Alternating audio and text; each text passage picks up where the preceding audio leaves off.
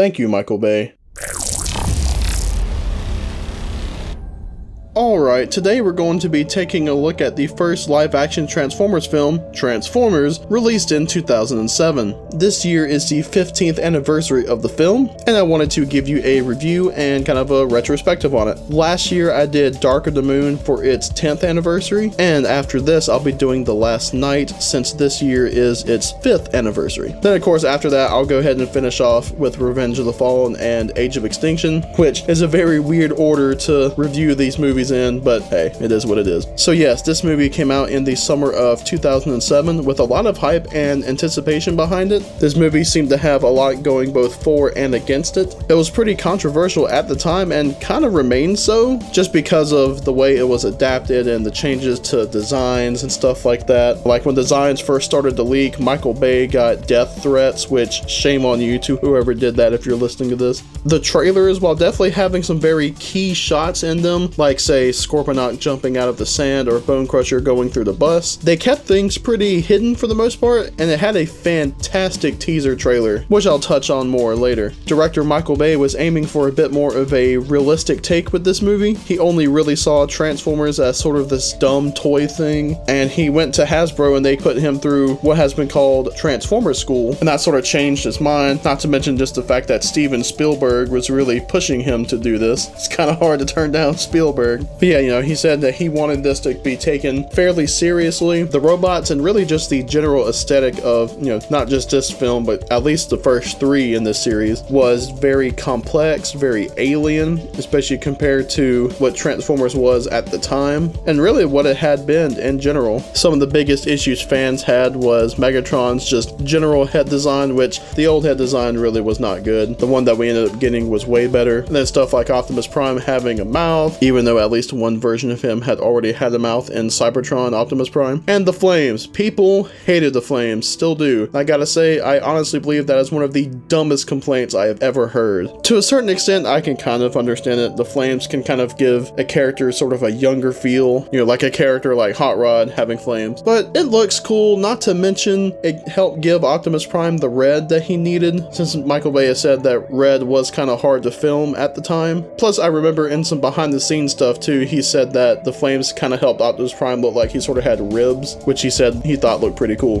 For me personally though, I wasn't super big into Transformers at the time. I was really big into Armada when it came out, but I kind of dropped off a little bit, didn't really pay attention to Energon. I paid a little bit more attention to Cybertron, but barely, and I had toys from each line, but not like a ton. And I saw the first trailer for it, the teaser trailer, when seeing Pirates of the Caribbean Dead Man's Chest. I don't remember exactly when. That was either late June, early July, most likely early July, 2006. So about a year before the movie itself came out. And I remember seeing the poster beforehand too, so it was pretty cool seeing the poster and then the trailer. And even though I really love Dead Man's Chest, that movie's great, I had that trailer on my mind just really being excited. I saw a lot of the other trailers that came out for it and clips here and there, and saw the toys, and eventually I went to see it with my dad when it came out. I believe it was opening weekend, and I had a blast. Absolutely loved the movie. We had a great time, and that movie really is what pushed me to become the Transformers fan that I am today, especially once it came out on DVD and I could watch it at home, because I had a blast just rewatching scenes and checking out the special features. Overall, I'm just very fond of this film. But what exactly is going on in this film? Sure, all of you know the story, so I'm not going to go super deep into it. Starts out with high schooler Sam Witwicky, played by Shia LaBeouf, getting his first car, which is an old yellow Camaro, which turns out to be the Autobot Bumblebee, who calls a team of Autobots to Earth, including the leader Optimus Prime, in order to find the Allspark and stop the evil Decepticons. The Decepticons are already on Earth, with the helicopter Blackout attacking a military base in Qatar and killing basically everyone except for a small group who managed to get some information back to the United States government. Before the other Autobots come to Earth, Sam is attacked by the Decepticon Barricade, who interrogates him for information. The secret government organization Sector 7 shows up at Sam's house while he's looking for glasses that belong to his great-great-grandfather, which has the location of the Allspark after he accidentally discovered the Decepticon leader Megatron buried in the Arctic ice. The Autobots get the glasses, but Sam, his crush Michaela, and Bumblebee are taken by Sector 7 to the Hoover Dam, where it is discovered that both Megatron and the Allspark are being hidden there. A small Decepticon, Frenzy, who had been in disguise the whole time with Sam and Michaela, calls the other Decepticons there, where Megatron is freed.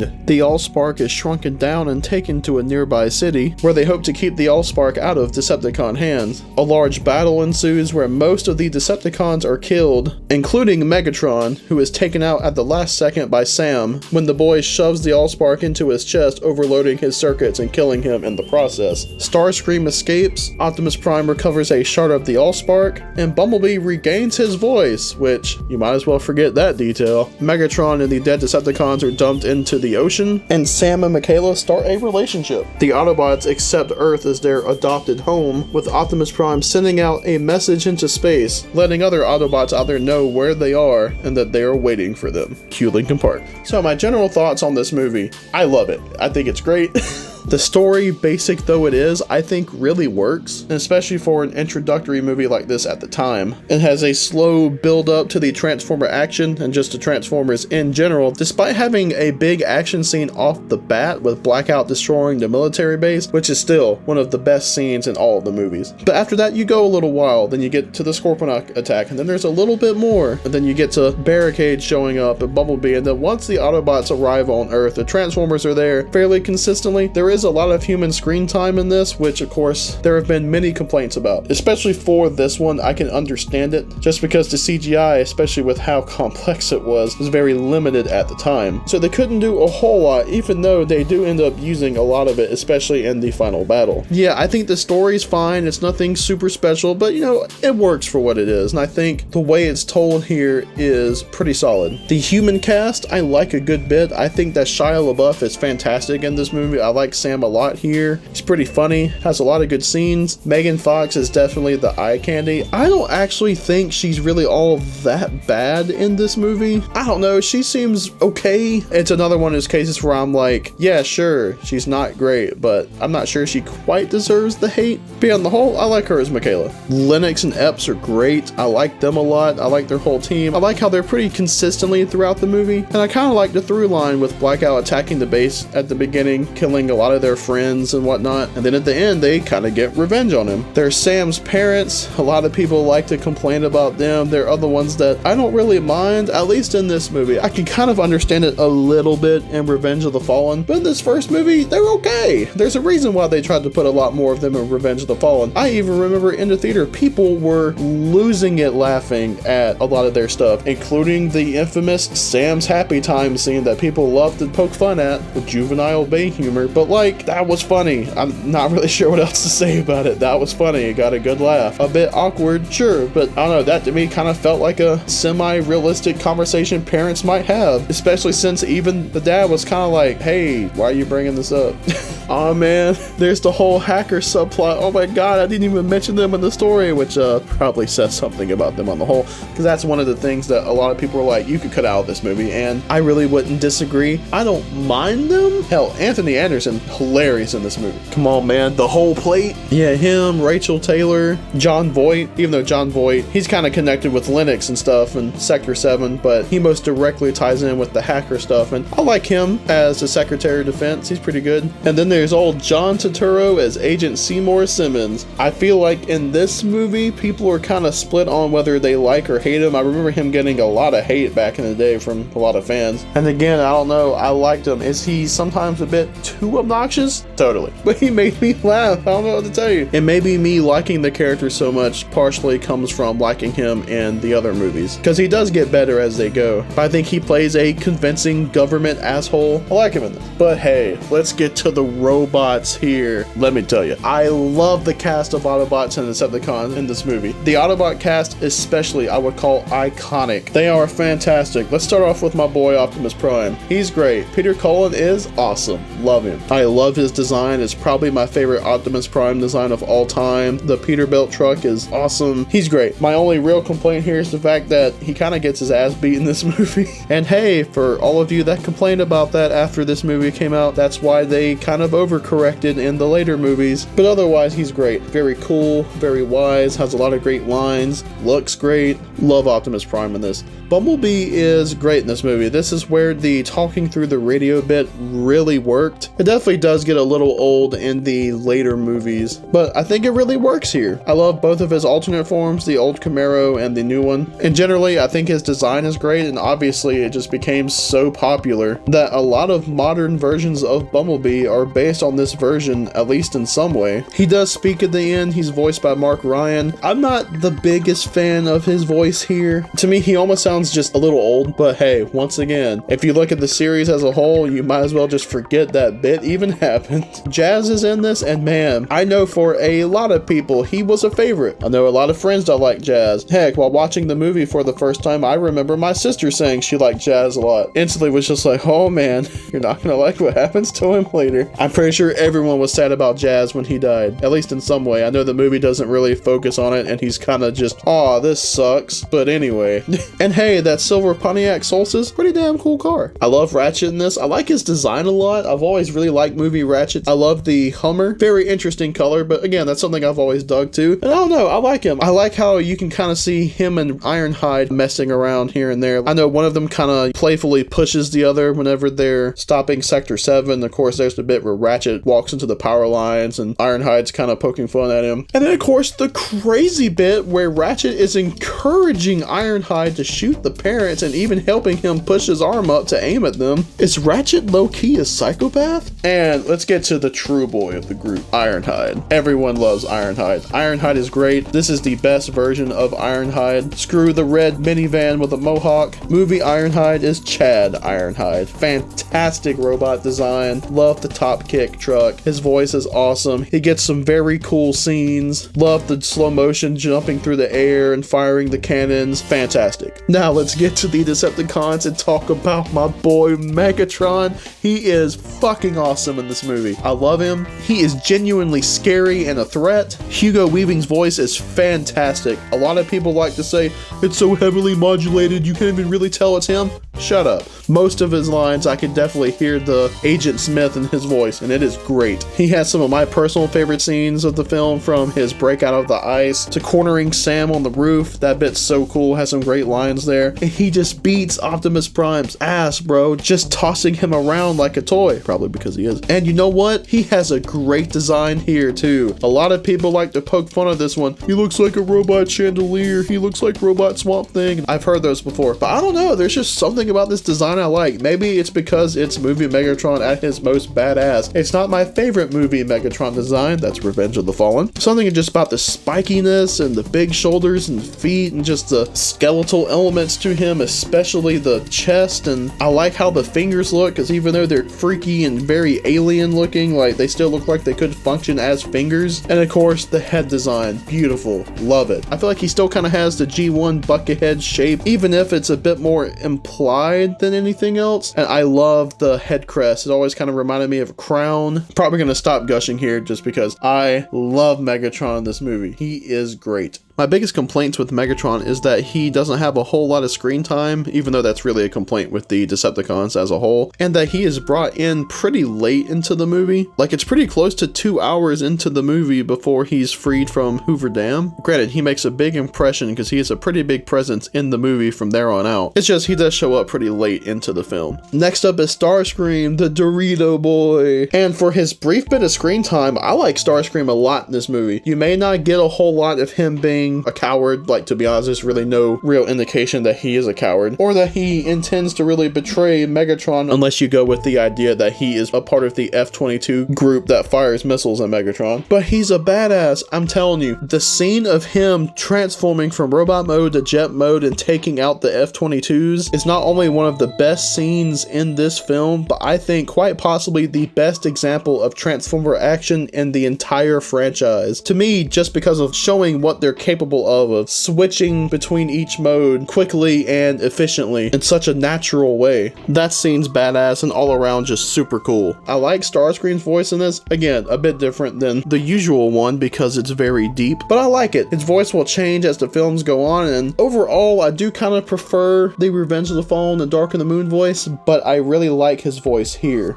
After that, there's Barricade. He's another I would call iconic character in this. The name Barricade had previously been attached to pretty much nothing characters, and this basically stole the name and has kept it for good in the franchise. Great design, love the colors, love the voice, love the attitude. You know, it's very quick, but him interrogating Sam is awesome. It does kind of suck though that he seems to get sidelined pretty quickly and he just disappears by the end of the movie. The last time you see him is on the highway just before Bone Crusher transforms. Of course, that kind of becomes I would almost say a running gag, whether intentional or not, as the movies go. Then there's Frenzy. I'm actually not the biggest fan of Frenzy. Like, I don't really dislike him as a character. I don't really dislike his design. I've just never really cared for him for some reason. Frenzy just as a whole is what I would just kind of call okay. Then there's Bone Crusher. He's great. Love Bone Crusher. That Buffalo Minesweeper vehicle is really cool looking. I love him flipping the cars. And of course, his transformation is so cool and kind of roller skating through the bus. And although brief, I like his fight with Optimus Prime a good bit.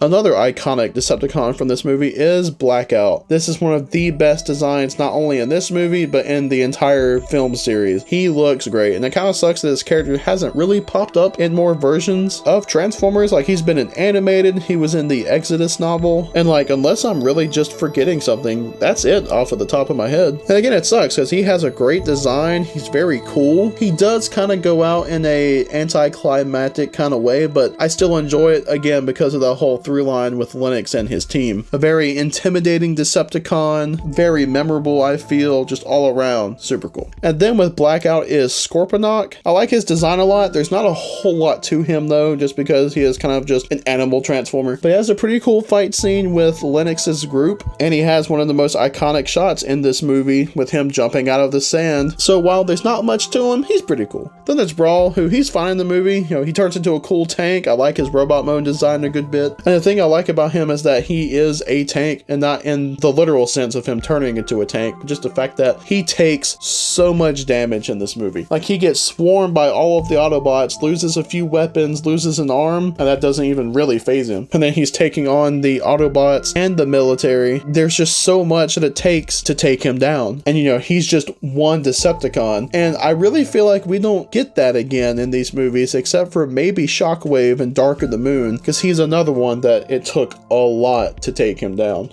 You have a few random Transformers here and there created by the Allspark. Like, there's a cell phone, a Mountain Dew machine, an Xbox, a steering wheel. Let me tell you, the Dispensor, the Mountain Dew machine, love him. He's fantastic. I wish he would have came back. Fire some Baja Blast at me, my guy. One thing that I feel like you have to talk about with these movies, and even though I say that, I can't remember if I actually brought this up in my Dark of the Moon review, the score of these movies is fantastic. The first movie has so many iconic themes, whether it's the Arrival to Earth, or the Decepticon theme, or the Autobot theme, which is very present, obviously, in Arrival to Earth. I love the Sam on the Roof track, Optimus versus Megatron, You're a Soldier Now. So much good stuff. I mean, Scorponok, bro, like when the military is getting ready to fight back. So freaking good. Steve Jablonsky is a master, and I kind of hate he doesn't get talked about more because he is so good. One thing I really want to bring up too, the sound effects in this movie, and really just like the sound mixing and stuff in general. If there's one thing aside from like the score and the CGI that I feel like these movies do so well, it's the sound, because a lot of Transformers have very unique sounds. There's not too many that share weapon sounds or even how they transform. For example, and this carries on through the other three movies too, Megatron kind of has this transformation sound that kind of goes through sort of like 3 beats to it. And Starscream has this very high-pitched kind of sound.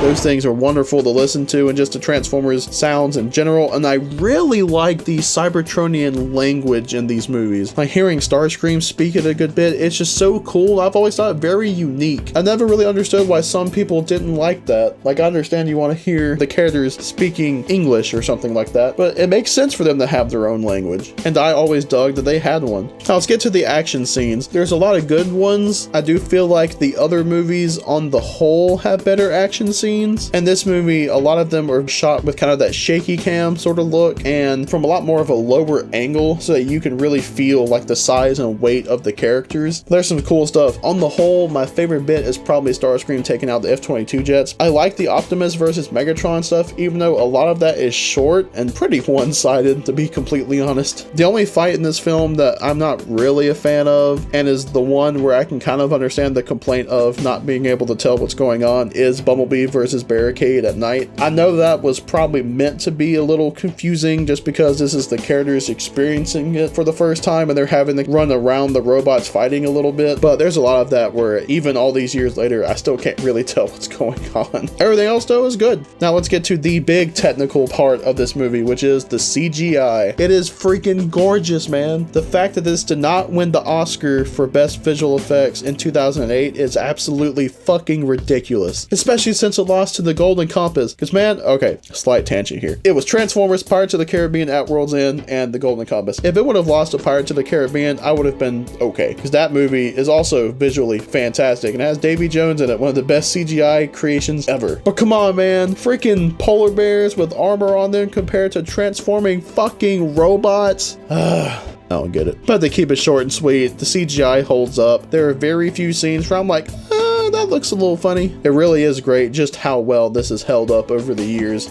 So when this movie came out, it had an overall positive reception, but was pretty mixed. If you care about what Rotten Tomatoes says, it has the highest score of any of the Michael Bay Transformers. Fan reactions were pretty split. Some of them just didn't like what they did to their precious robots and didn't like how they were done, while a lot of people liked what they did. But it was a huge success. It brought in a ton of new fans, and it helped make casual fans like myself before this into hardcore fans. It has had a huge impact on the franchise as a whole, whether it helped to bring back old characters or influence future designs and characterizations, or even a whole entire series. And hey, the series went on for 10 years. Now, you can argue the quality of this film and the other four, and of course The Last Night didn't do all that well at the box office, but this movie series was a success no matter how you look at it. And this movie did especially well because summer of 2007 was packed with movies, and this one managed to stand out. This is definitely one of those movies where even though the critical reception wasn't great, and obviously you had a lot of fans that didn't like it, looking at it from the general audience perspective, I'd say that was very positive on the whole. I know plenty of people that really couldn't care about Transformers but really liked this movie and some of the other ones too. This movie really struck a chord with a lot of people for better or worse, and again has had a huge influence on the Transformers franchise. I don't want to say that this movie or the movies as a whole really saved Transformers, because, you know, Transformers wasn't really horribly off. Like, the Unicron trilogy was a decent success. It just wasn't super big. It was big enough to be doing well enough, I guess. But this really put it on the map and made it even bigger than it already was around the world. After this movie came out, there was a borderline drought on the toys for a long time because people really wanted them. Like, Bumblebee was such a breakout character, it was hard to find any toy of his. I remember I didn't find the old Camaro Deluxe until January of 2008. Legitimately, I never got the concept Camaro Deluxe Bumblebee until December of 2018. I remember I was at a Second and Charles